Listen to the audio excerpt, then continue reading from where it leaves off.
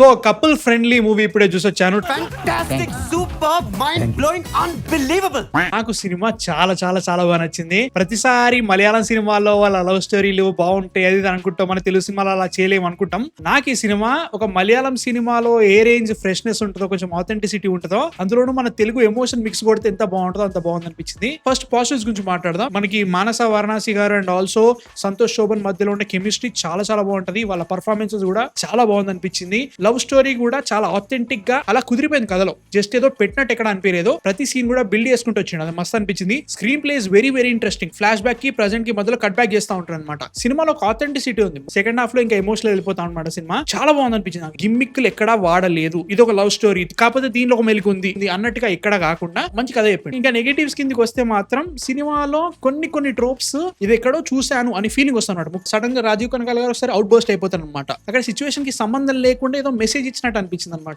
ఇక్కడ సింక్ కావట్లేదే అనే ఫీలింగ్ అయితే వచ్చింది నాకు. సెకండ్ హాఫ్ కొంచెం స్లో అయిపోయింది. We can see the lull here, but నాకు అసలు ప్రాబ్లమ్ అనిపించలేదు.